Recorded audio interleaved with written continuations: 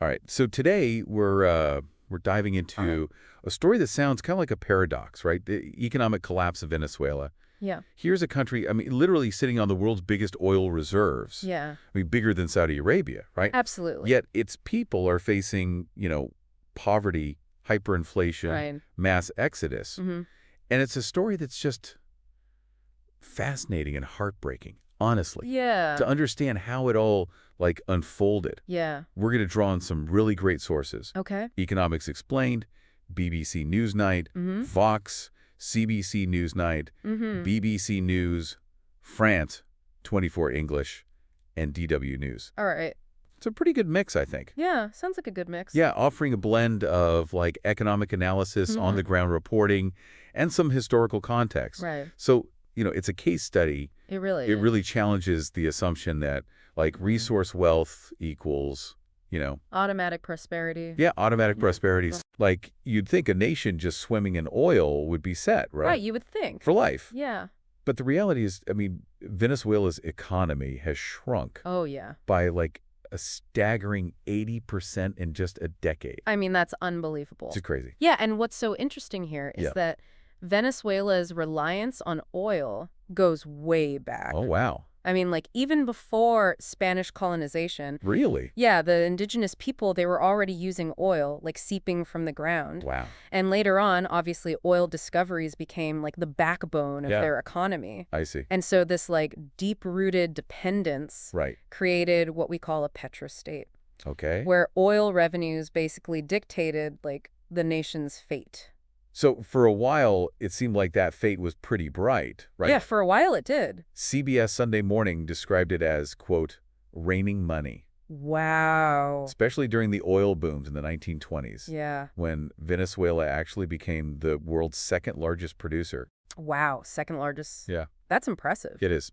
But that dependence on oil also sowed the seeds for what economists call Dutch disease. Okay, what's that?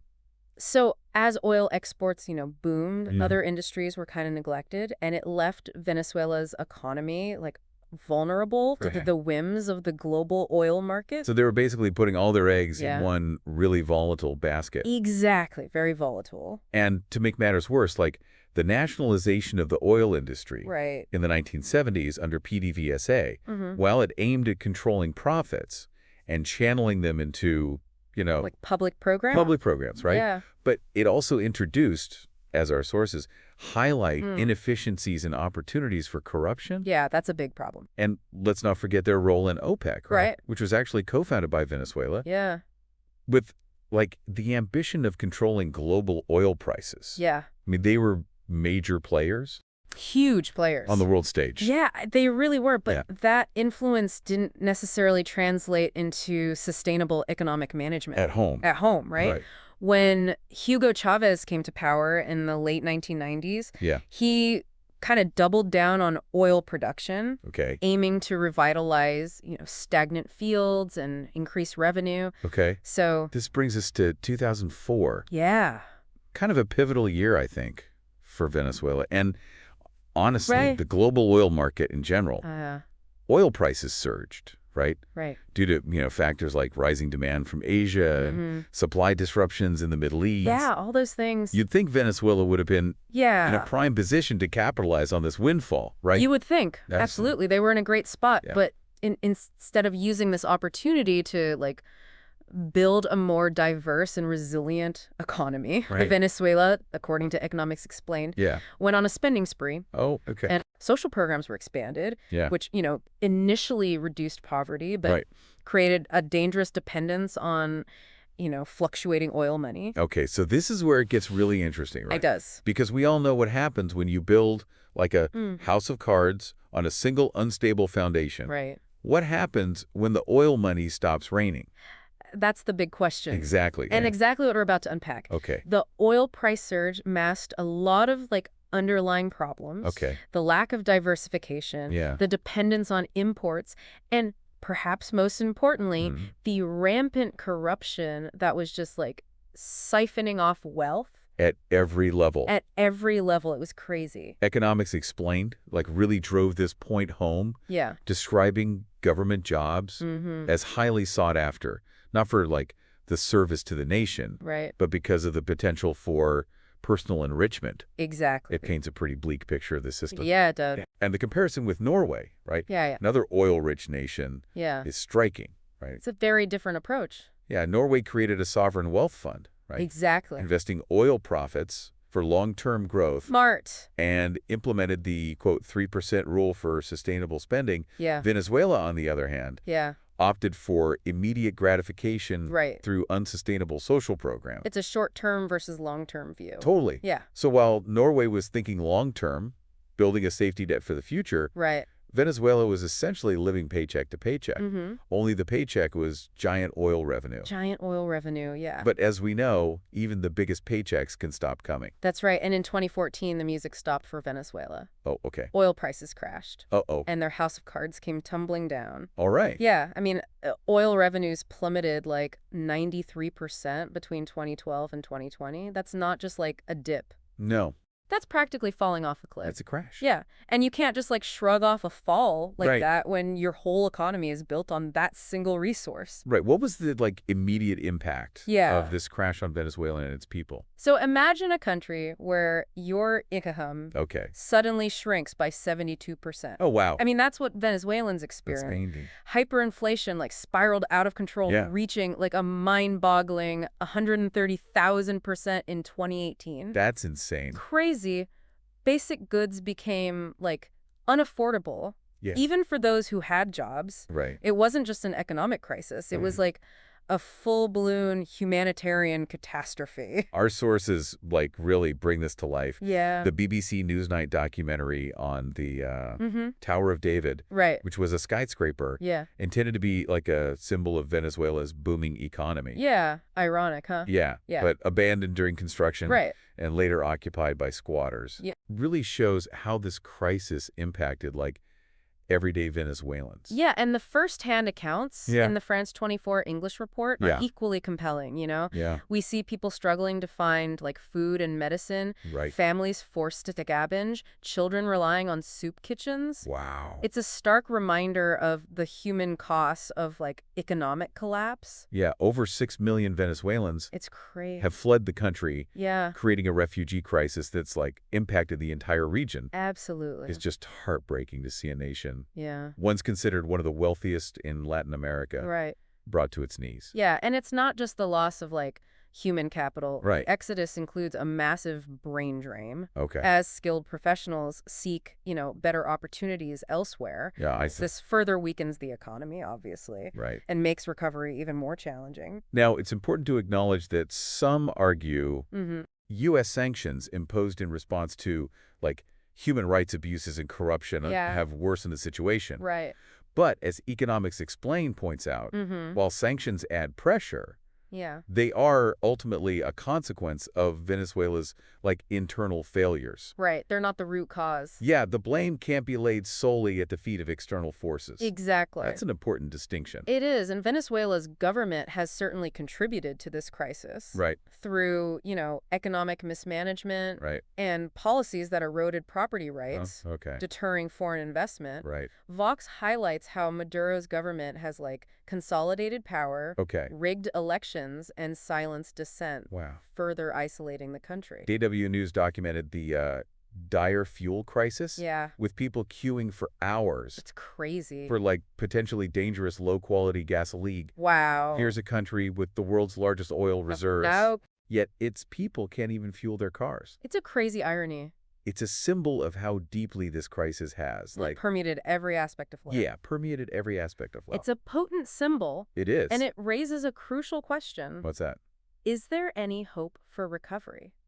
Oh, yeah, that's a good question. The situation seems dire, Yeah, with a government seemingly more interested in consolidating power right. than enacting meaningful reforms. So what would it actually take for Yeah. a country like Venezuela to, turn things around? That's the million-dollar question. What are the steps, the choices Yeah. that could lead them back to a path of recovery? Mm-hmm. It feels like a monumental task. It certainly won't be easy, Right, and there's no quick fix. right. But there are, like, paths forward, Okay. and they require action on multiple fronts. Okay. First and foremost, addressing corruption Yes, Jay. is paramount. Okay. It's like trying to fill a bathtub with a hole in the bottom. Right. No amount of aid or investment will make a difference Yeah. if the system is still, like, hemorrhaging money through graft and embezzlement. So tackling corruption is step one. Yeah.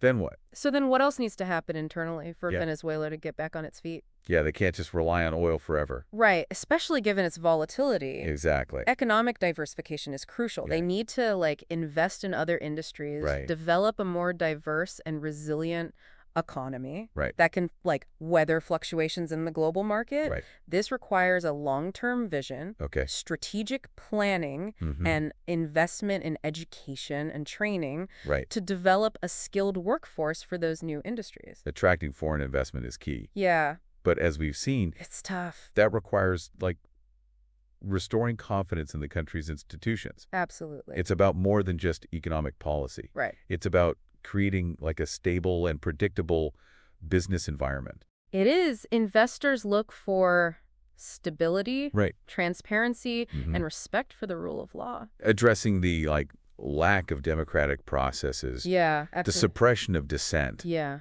and the human rights concerns we saw in our sources right. is crucial, not just for the well-being of, like, Venezuelan citizens, Right. but also for attracting foreign investment. It all ties together. It does. Yeah. It sounds like a truly massive undertaking. It is a huge undertaking. One that will require collaboration between, like, the Yeah. government, the private sector, Absolutely. and the international community. It'll take all of them. It will. It won't happen overnight. Right. But the potential is there. Okay. Venezuela has, like, a young and educated population, abundant natural resources beyond just oil, Right. and a strategic location. Okay. But unlocking that potential requires, like, commitment, Right. collaboration, Mm. and a willingness to make tough choices.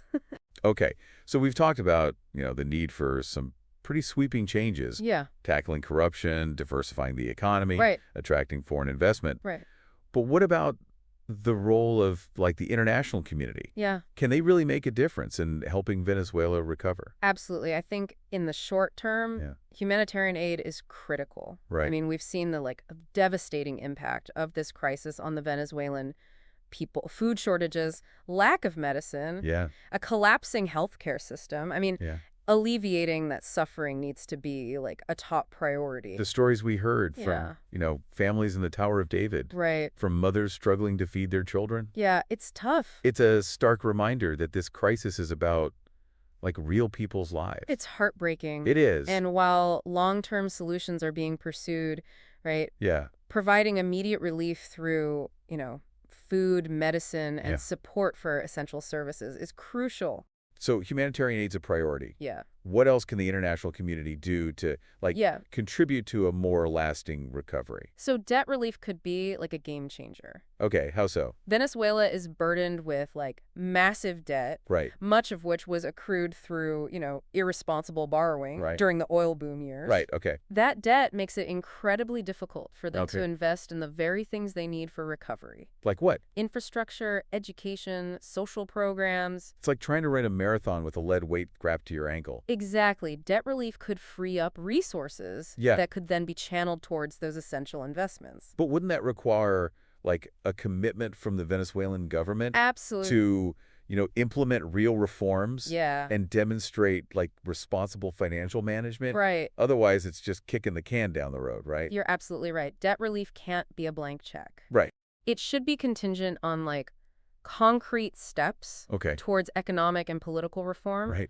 a genuine commitment to, like, transparency and accountability. Yeah. The international community can play a role in, Yeah. monitoring those reforms, providing technical assistance, Okay. and holding the Venezuelan government to its commitments. We've also talked about sanctions imposed by Hmm. U.S. and other countries. Yeah. They're meant to, like, pressure the government to change its behavior, Mhm. address human rights concerns, Yeah. and move towards, democratic reforms. Absolutely. But there's a lot of debate about whether they're actually effective. It's a complex issue, Yeah. for sure, Yeah. with no easy answers. Right. Some argue that sanctions actually hurt the Venezuelan people more than the government How's that? by, like, restricting access to essential goods I see. and hindering humanitarian aid efforts. We've seen reports of how sanctions have made it, like, incredibly difficult Yeah, absolutely. for aid organizations to operate in Venezuela, Yeah. which further, like, exacerbates the humanitarian crisis. Right, it's a delicate balancing act. Yeah. How do you apply pressure on the government Right. without inflicting further hardship on the people? Yeah, are there alternative approaches Yeah, that's the question. that could achieve those goals without,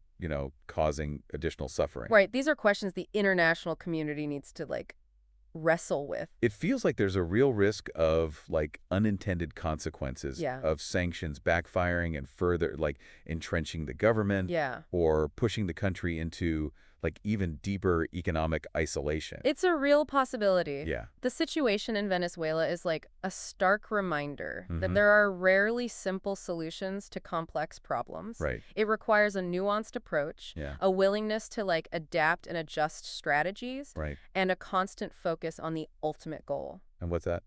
the well-being of the Venezuelan people. Right. And their right to, a brighter future. That brings us to, like, a crucial question. Yeah. What can we learn from Venezuela's experience? Right. What are the, like, broader lessons Yeah. for other resource-dependent economies? Yeah, for other countries that might be tempted to follow a similar path. Yeah, I exactly. mean, Venezuela's story is a cautionary tale. It is. It reminds us that even, vast natural wealth doesn't guarantee prosperity. Right. True prosperity requires, responsible leadership, sound policies, Mhm. and a commitment to the well-being of all citizens. It's a lesson in the, like, dangers of over-reliance on a single resource, Yeah. the perils of, like, unchecked corruption, I and the importance of investing in, human capital add, and economic diversification. yeah, it's a reminder that while Venezuela's current situation may seem bleak, Yeah, there's always hope for change, right? Yeah. For a brighter future. right. But that future depends on a collective effort, right? Yeah, A shared vision and a commitment to building, yeah. a more just and sustainable society for all Venezuelans. It's a journey that will require, like, resilience, Abs- innovation, Mm-hmm. and a willingness to learn from the mistakes of the past. And as we've explored in this, deep dive, Yeah, Venezuela's story is not just about economics, right? Mhm. It's about people, yeah. about resilience, Mhm. and about the, enduring human spirit in the face of adversity. It's a story that deserves our attention, Absolutely. our understanding, and our hope for, a better tomorrow. Couldn't have said it better myself. Thank you for joining us on this deep dive into the Venezuelan economic crisis. Yeah. We've covered a lot of ground from the historical context Mm. to the current challenges and, potential paths forward. Right. It's a complex issue, but one that offers, like, valuable lessons for us all. I think so too. It's a reminder that the choices we make today Yeah, have a profound impact on the world we create for ourselves and for future generations. right? Let's learn from Venezuela's experience Yeah. and strive to build a more sustainable, Yeah, equitable, and prosperous future for all. I think that's a great place to leave it. Yeah, I agree. I